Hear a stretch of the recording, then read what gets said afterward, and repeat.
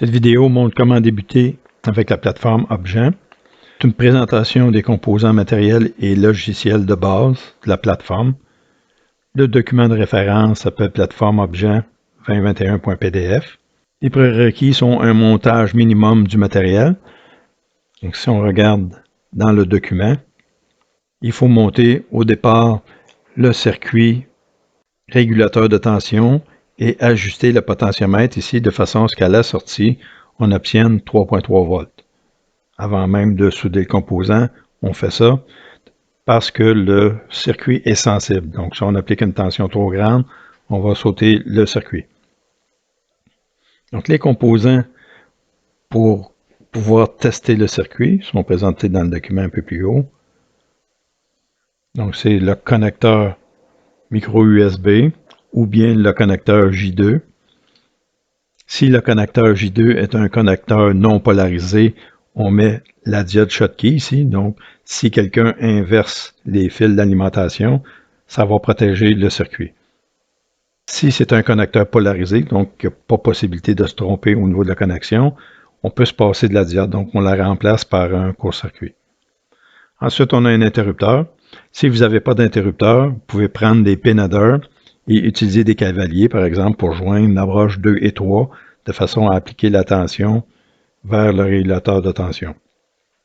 Le circuit encadré en jaune, c'est pour permettre de mesurer la tension d'alimentation avec le module ESP.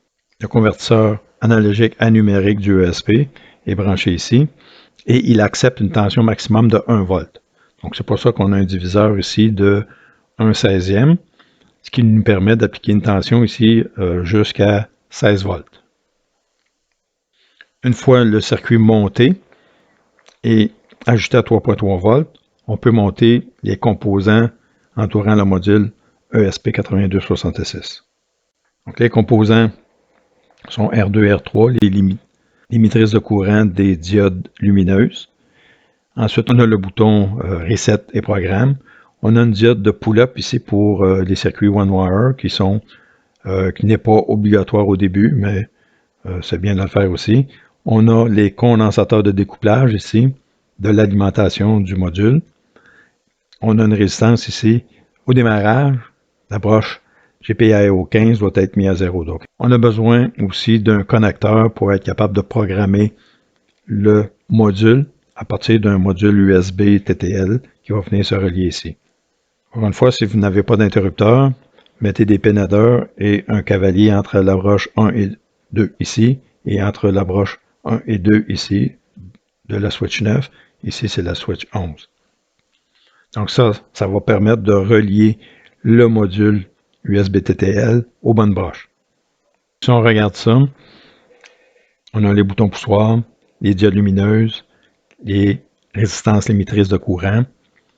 On a le diviseur de tension, le filtre de bruit, les condensateurs de découplage, la diode Schottky, le connecteur J2 c'est ici.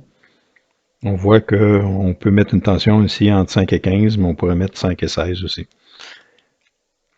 Le connecteur micro USB, le régulateur comme on a vu tout à l'heure. Ensuite, R8, je l'ai mise là. C'est tout simplement la résistance pour le rétroéclairage du module qui sera branché ici plus tard en module TFT. La résistance R6 est nécessaire pour le module. Ensuite, la résistance R11, c'est la résistance de pull-up pour les circuits one-wire qu'on va brancher ici. On a une résistance ici qui est mise là aussi, c'est pour le photocell qui pourrait être branché là. Donc, ce n'est pas nécessaire celle-là non plus. Les composants qui sont mis ici, le condensateur C3 et la diode D4, sont mis là, c'est pour le module RTC qui va venir se brancher par-dessus ici. Donc, il ne faut pas oublier de les mettre avant de souder le module RTC. On a le connecteur USB TTL ici. Faites attention lorsque vous branchez votre module au module USB TTL, de façon à ce que le TX de votre module parle au RX et que le TX de la carte parle au RX de votre module et que le ground ou la masse soit relié à la masse de votre module USB TTL. Les interrupteurs pour choisir le module USB TTL. ou bien un autre circuit qu'on verra plus tard, qui va être l'afficheur couleur TFT. Donc, comme deuxième prérequis, il faut installer le Flash Download Tool. Donc, ça va nous permettre de télécharger des programmes dans le module. Autre prérequis, Wireshark pour visualiser les communications Wi-Fi. Donc, si on fait Wireshark, donc ces applications-là sont gratuites. Vous pouvez les obtenir sur le web. Donc, pour démarrer, par exemple, on choisit l'interface Wi-Fi, on double-clique dessus et on va voir passer les communications. Le dernier prérequis, il s'agit de cloner un dossier qui se trouve sur Bitbucket, cet endroit-là. Donc, vous pouvez faire un git clone ou bien tout simplement télécharger et décompresser sur le disque D. Donc, ce que vous devez obtenir après les opérations, c'est de vous déplacer sur le disque D. Sur le disque D, vous devez avoir le dossier ProfJammer dans lequel il y a deux autres dossiers. Le dossier SMING qui contient le premier projet, JMobjet 1, dans lequel il y a le document et les fichiers du projet, les fichiers du site web et les fichiers à télécharger.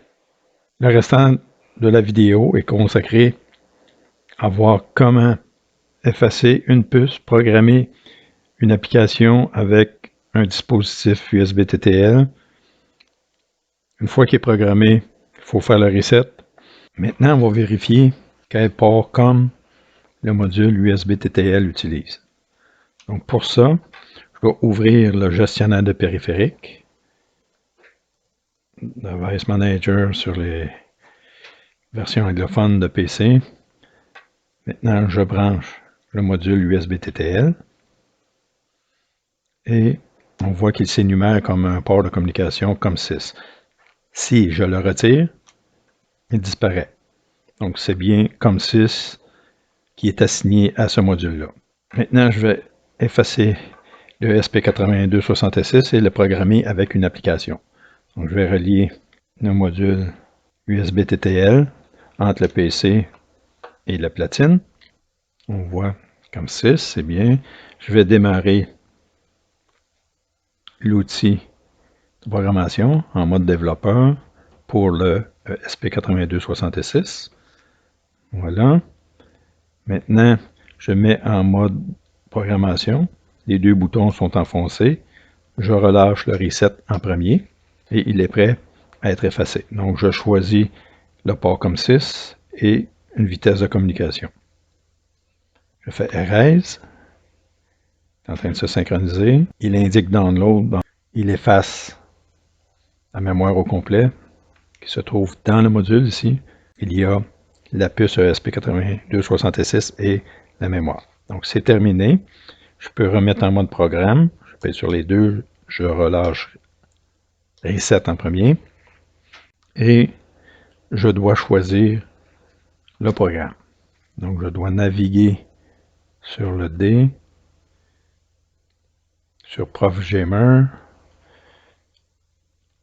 c'est dans SMING, dans JMobjet 1, dans Out, Firmware, Airboot.bin. OK, c'est le bootloader qui est situé à 0. Ensuite, l'autre fichier, on est au bon endroit, c'est ram.bin, qui est l'application qui est à 0x2000. Et on a le troisième qu'on va avoir de besoin, qui est le système de fichiers SPIF, qui est situé à 100 000. 0x 100 1 2 3. Voilà. Et je demande de télécharger. Il identifie la puce et la flash. Et il le programme.